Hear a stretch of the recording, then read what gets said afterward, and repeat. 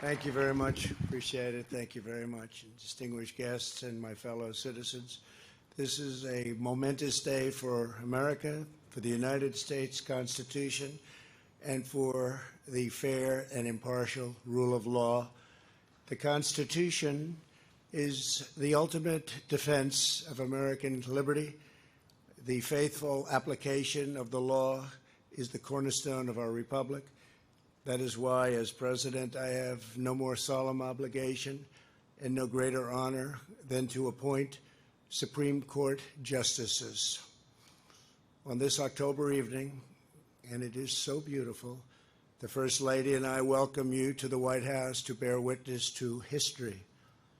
In a few moments, we will proudly swear in the newest member of the United States Supreme Court, Justice Amy Coney Barrett.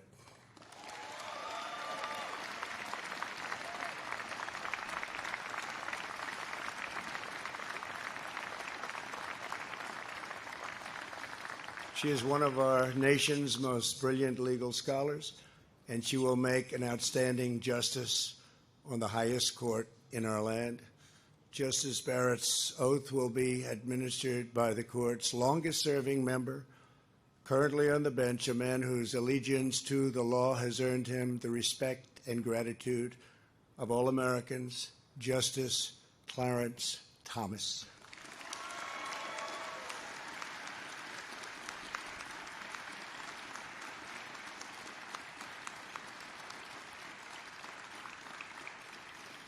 Our country owes a great debt of thanks to Senate Majority Leader Mitch McConnell. We appreciate it very much, Mitch. Thank you.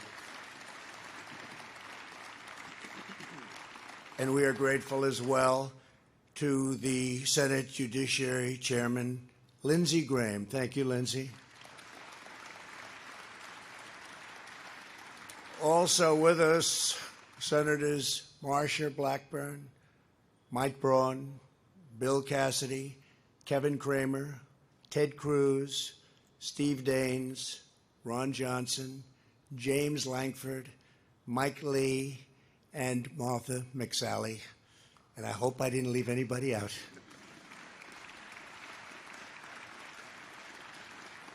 And a very special thanks to our great Vice President, Mike Pence. Thank you, Mike.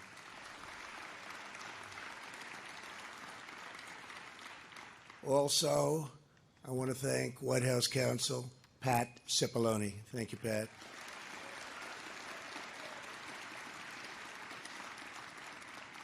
And very importantly, I want to welcome Justice Barrett's husband, Jesse. Thank you, Jesse. Thank you. Let me also recognize your 7 children, your great, beautiful children who have become really very, very popular in this nation. People have been watching them and loving them, and they're watching right now back home in Indiana. Thank you very much.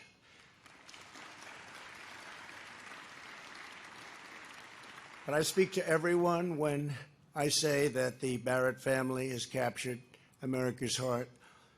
It is highly fitting that Justice Barrett fills the seat of a true pioneer for women, Justice Ruth Bader Ginsburg. Tonight, Justice Barrett becomes not only the 5th woman to serve on our nation's highest court, but the very first mother of school-aged children to become a Supreme Court justice. Very important.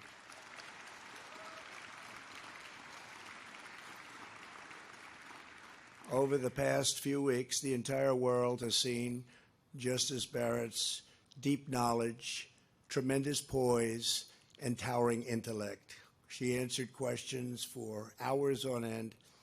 Throughout her entire confirmation, her impeccable credentials were unquestioned, unchallenged, and obvious to all.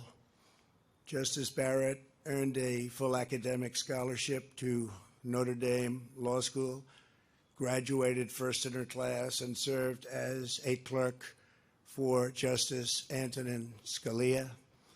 She was a beloved professor at Notre Dame Law School for 15 years before I very proudly appointed her to the U.S. Circuit Court of Appeals for the Seventh Circuit in 2017. The American people have been profoundly impressed to learn of her achievements, her compassion, her generosity, her faith, and her sterling character. Justice Barrett made clear she will issue rulings based solely upon a faithful reading of the law and the Constitution as written, not legislate from the bench. The equal, impartial, and constitutional rule of law that we enjoy every day in America is one of the crowning achievements in the history of human civilization. It is the triumph of reason, experience, and the values which are eternal and everlasting. Our devotion to this inheritance is what has made America the most just, exceptional, and glorious nation ever to exist. I want every American child watching to understand that this is a very special and important ceremony. We are fulfilling the duty that passes to each new generation to sustain the national traditions and virtues that make possible everything we have achieved before that. We will do tomorrow because of our Constitution and our culture of freedom. You live in a land where anything is possible and where any dream can come true.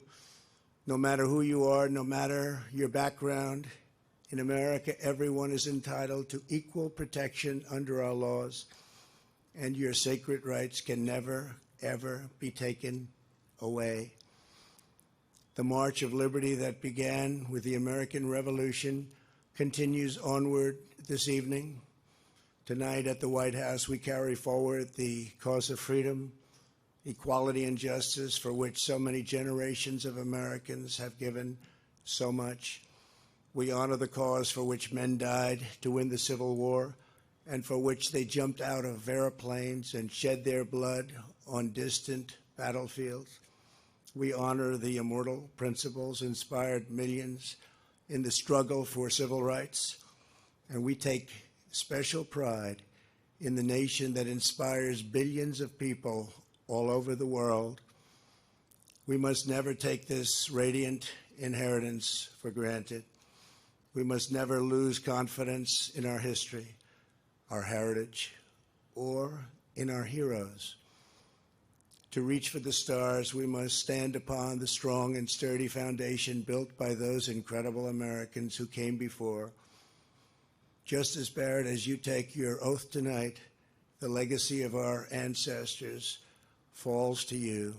The American people put their trust in you and their faith in you as you take up the task of defending our laws, our Constitution, and this country that we all love.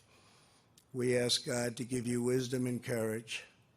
I know you will make us all very, very proud as long as we are loyal to our founding and to our fellow citizens. America's future will be bright, America's destiny will be great, and America's people will forever and always be free. I now ask Justice Thomas to administer the oath. Thank you very much.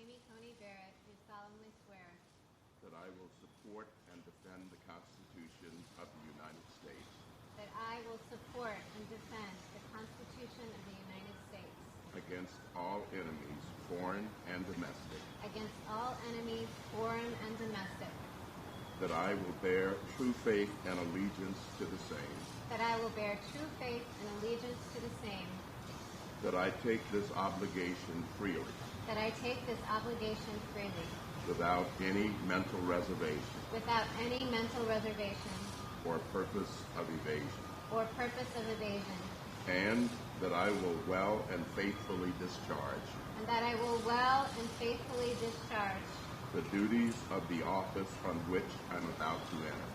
the duties of the office on which I am about to enter. So help me God. So help me God.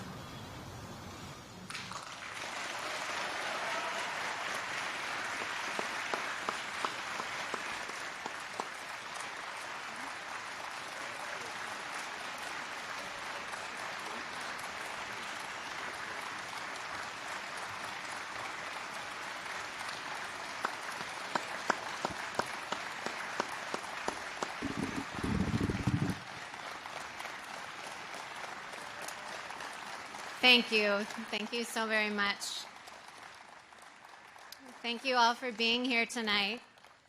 And thank you, President Trump, for selecting me to serve as an Associate Justice of the United States Supreme Court. It's a privilege to be asked to serve my country in this office, and I stand here tonight truly honored and humbled. Thanks also to the Senate for giving its consent to my appointment. I am grateful for the confidence you have expressed in me, and I pledge to you and to the American people that I will discharge my duties to the very best of my ability. This was a rigorous confirmation process, and I thank all of you, especially Leader McConnell and Chairman Graham, for helping me to navigate it.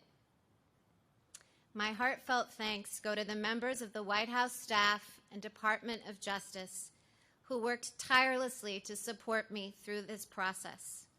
Your stamina is remarkable, and I have been the beneficiary of it. Jesse and I are also so grateful to the many people who have supported our family over these last several weeks. Through ways both tangible and intangible, you have made this day possible. Jesse and I have been truly awestruck by your generosity. I have spent a good amount of time over the last month at the Senate, both in meetings with individual senators and in days of hearings before the Senate Judiciary Committee. The confirmation process has made ever clearer to me one of the fundamental differences between the federal judiciary and the United States Senate. And perhaps the most acute is the role of policy preferences. It is the job of a senator to pursue her policy preferences. In fact, it would be a dereliction of duty for her to put policy goals aside. By contrast, it is the job of a judge to resist her policy preferences. It would be a dereliction of duty for her to give in to them. Federal judges don't stand for election. Thus, they have no basis for claiming that their preferences reflect those of the people. This separation of duty from political preference is what makes the judiciary distinct among the three branches of government. A judge declares independence not only from Congress and the President, but also from the private beliefs that might otherwise move her. The judicial oath captures the essence of the judicial duty. The rule of law must always control. My fellow Americans, even though we judges don't face elections, we still work for you. It is your Constitution that establishes the rule of law and the judicial independence that is so central to it. The oath that I have solemnly taken tonight means at its core that I will do my job without any fear or favor, and that I will do so independently of both the political branches and of my own preferences. I love the Constitution and the democratic republic that it establishes, and I will devote myself to preserving it. Thank you.